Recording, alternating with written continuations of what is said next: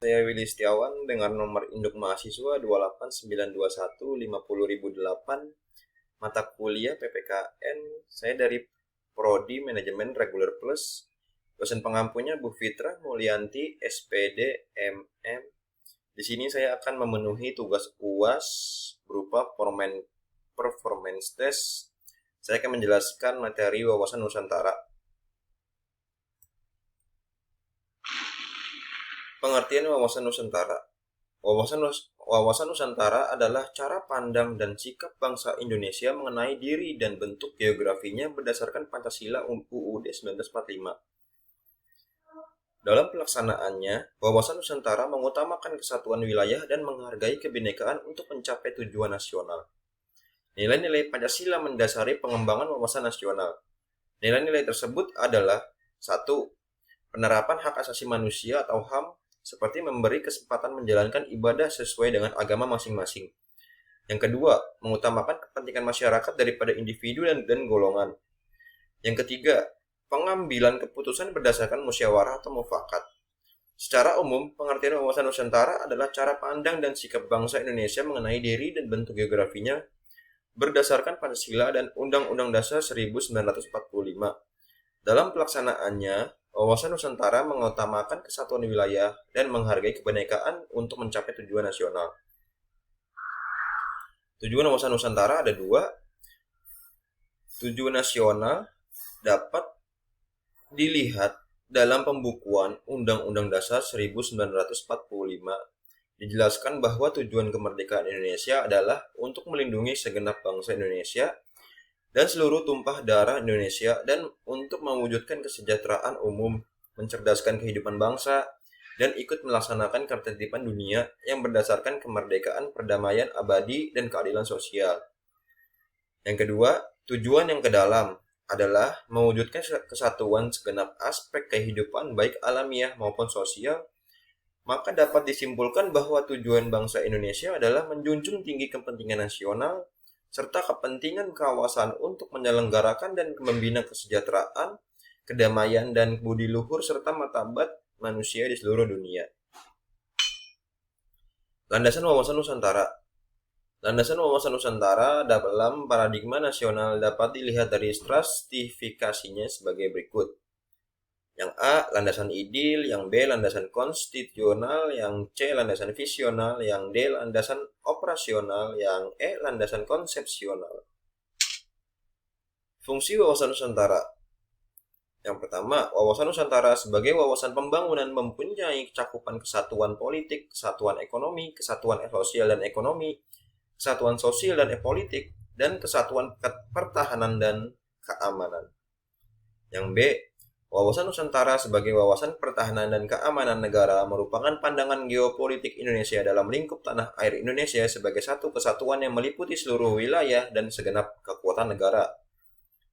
Yang C, wawasan Nusantara sebagai wawasan kewilayahan, sehingga berfungsi dalam pembatasan negara agar tidak terjadi sengketa dengan negara tetangga.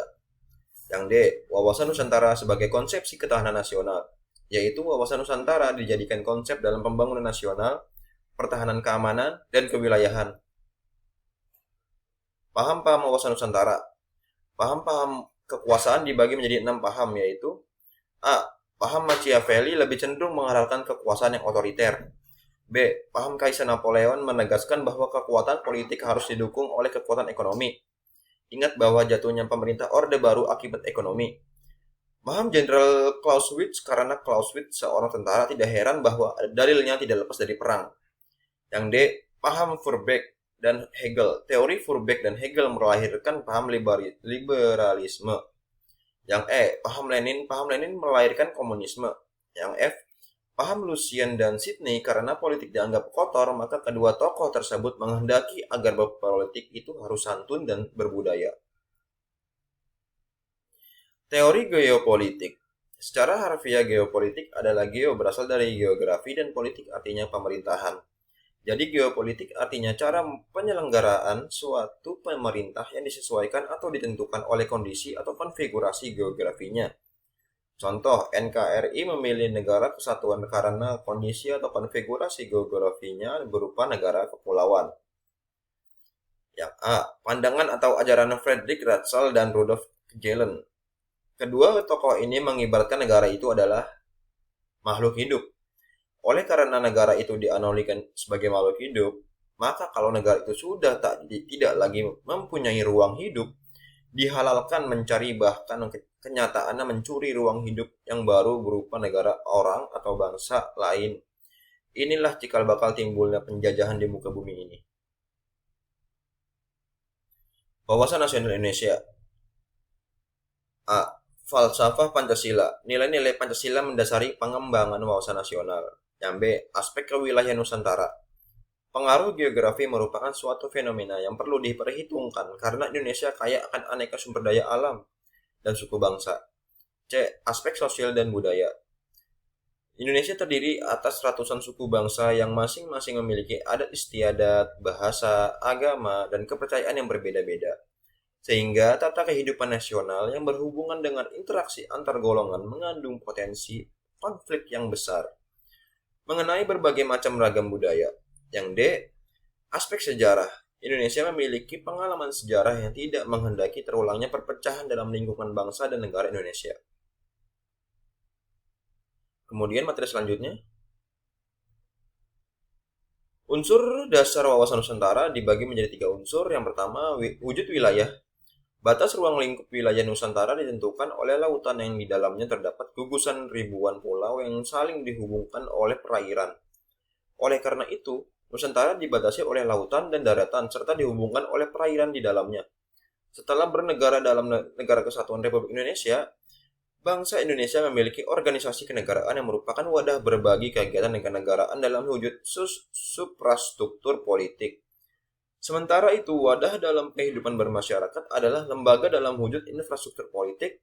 Letak geografis, negara berada di posisi dunia antara 2 samudra, yaitu Samudra Hindia dan Samudra Pasifik.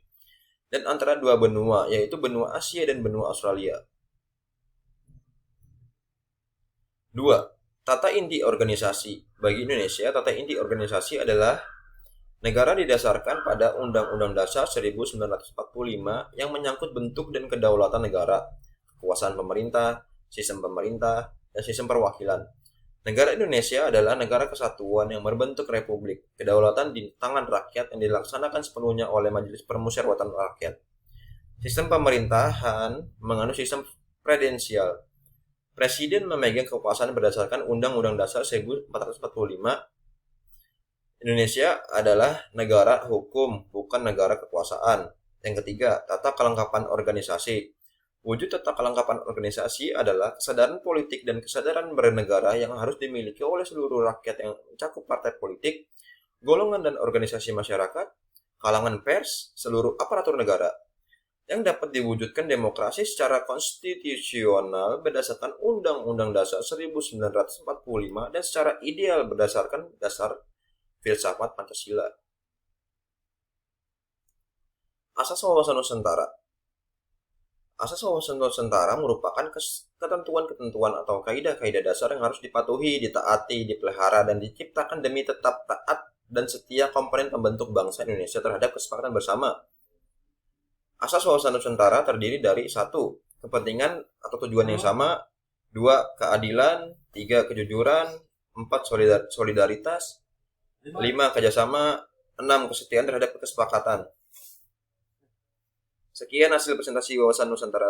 Kurang lebihnya mohon maaf. Wassalamualaikum warahmatullahi wabarakatuh.